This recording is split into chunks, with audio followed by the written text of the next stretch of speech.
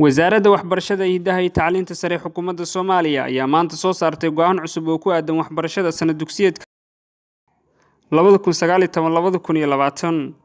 qoraal ka soo baxay wasaaradda ayaa waxaa lagu sheegay in la joojiyay qaadashada casharrada waxbarashada sanad dugsiyeedka 2019-2020 oo ay haatan ka harsan tahay muddo ka yar 4 isbuuc.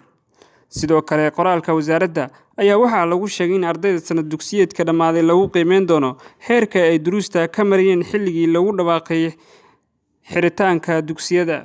waxaan si gaara wasaaradda waxbarashada iyo si gaara ula hadlaysaa saakay waalidiinta, macallimiinta, maamulada dugsiyada iyo dhammaan ardayda Soomaaliyeed meel kasta ay joogaan.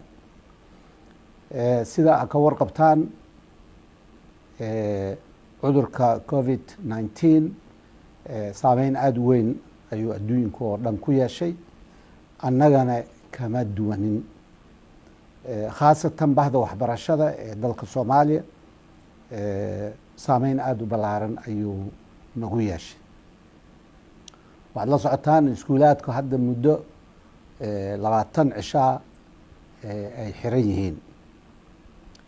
ujeeddada iskuulaadku u xirraaceen waxay ahayd in cudurka faafkiisa inta uusan soo gaarinba laga tawaashaysto, oo sida takhaatiirta adduunka ay noo sheegeen waxa u horeeyo hadda lagula dagaalamo uu yahay in muxuu ahaa foojignaantana la kordhiyo, muxuu ahaa kala fogaanta dadkuna aada loogu dadaalo.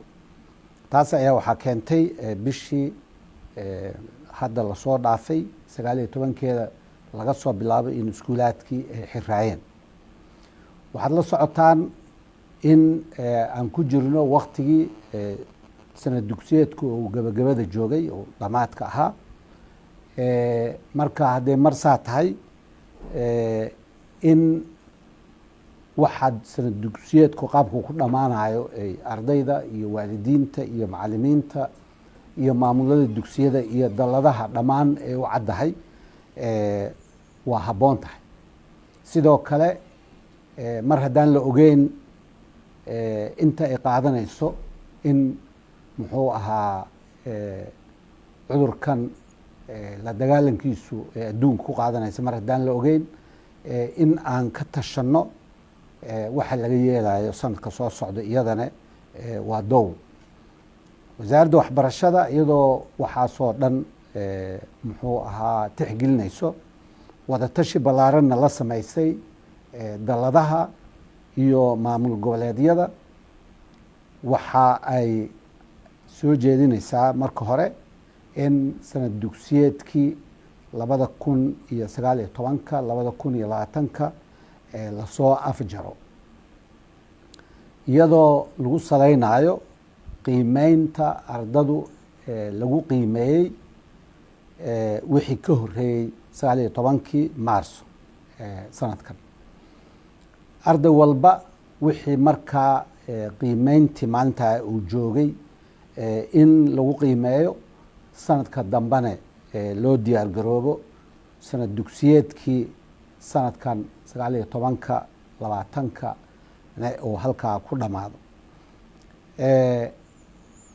wasaaraddu waxay tilmaamaysaa in macallimiinta, maamulada dugsiyada iyo dalladaha ay bilaabaan maalinta beriya wixii ka bilowdo in la qiimeeyo ardaydii, laguna qiimeeyo maalintii iskuulka la xiray meeshii la joogay oo ahayd 19 bishii Maarso sanadkan.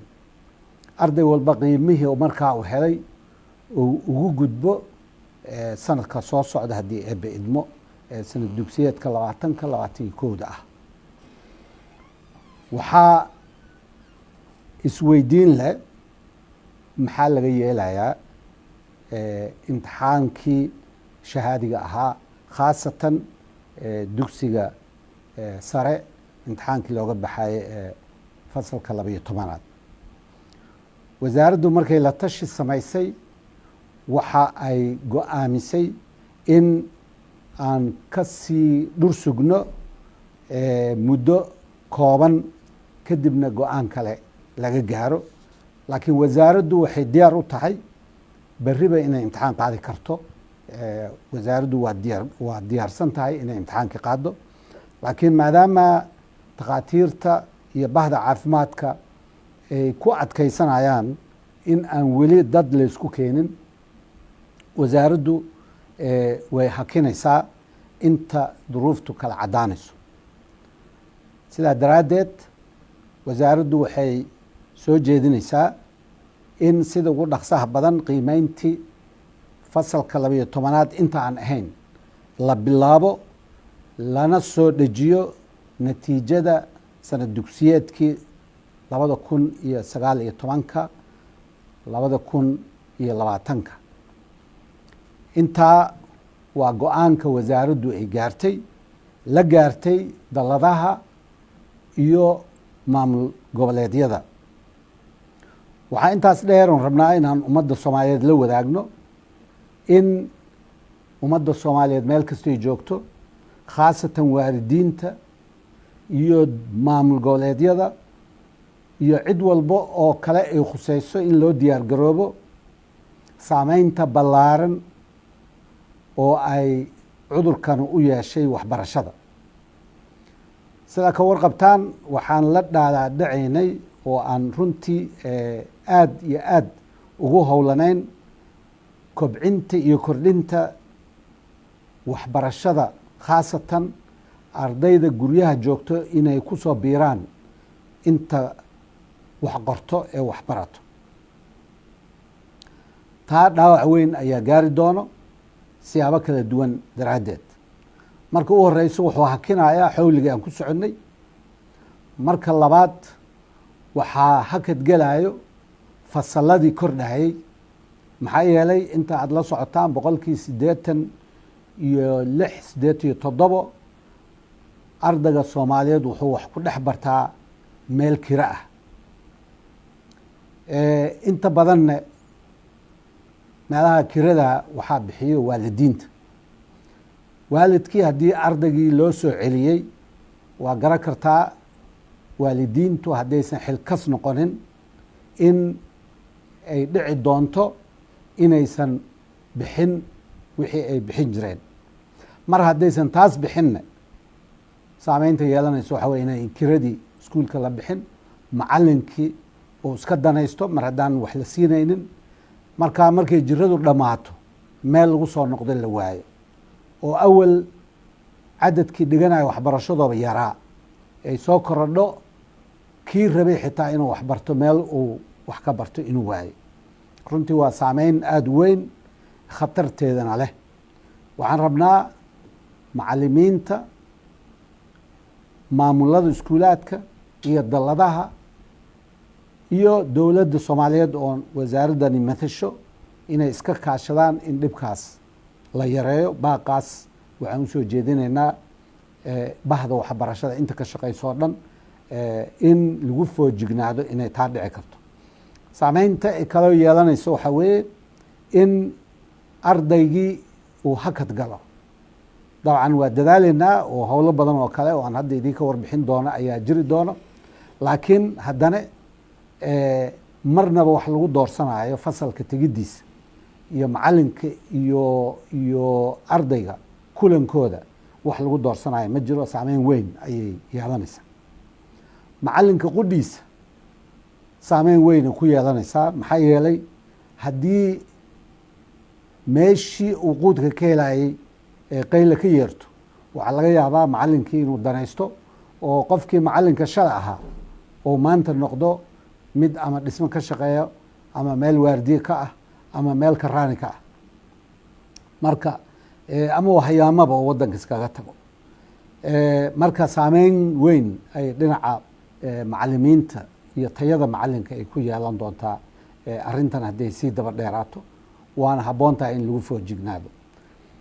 maamulka iskoolaadka laftirkooda saameyna ku yeelanaysa. maxaa yeelay iskoolkan inta badan iskoolaadka ardayda soomaaliyeed maanta gacanta ku hayo si aan xeendaab dowladeed ahayn oo aan maamul dowladeed ahayn ayaa lagu hayaa oo inta badanne dhaqaalahoodu aada u yar yahay. marka inay isbixi waayaan oo iswadi waayaan muddadan ayaa macquula.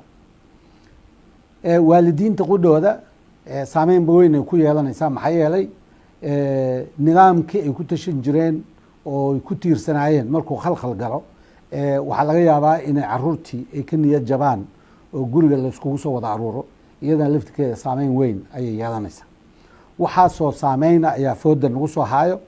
ummad soomaaliyeed ahaan, bahda waxbarashada ahaan, waxaan maanta u baahannahay inaan isku tiirsanaano, inaan wada tashanno, inaan muxuu ahaa arrintan sidaan dhibkan u yarayn lahayn inaan falkeeda galno. annaga xukuumad ahaan qorshe weyn ayaa noo degsan. waxaa hadda socdo howl aada u ballaaran oo aan rabno in ardayga loogu geeyo waxbarashada guriga. maxaa yeelay waxbarashada waktigii fasal lagu soo noqon doono ilaa hadda nooma muuqato. marka ku talagal weyn oo ballaaran oo ku salaysan falsafadii ahayd khayr wax kaama dhibee shart u tooghaay, oo haddii hadda iskoolaadka lagu soo noqdo ilaahay aafadan dhinac noo dhaafiyo hadde waa waxaan rabnay. laakiin hadday dhici weyso wixii la qaban lahaa ayaa hawsheeda ku tala jirnaa. waxaan abuureynaa nidaam ardayga haddii eebbe idmo lagu gaarsiin karo waxbarashadii guriga loogu gaarsiin karo, haddii loo maraayo internetka, haddii loo maraayo telefishinka, haddii loo maraayo radioga, iyo haddii intaa qofka aan haleeli karin qaab kale lagu gaarsiiyo.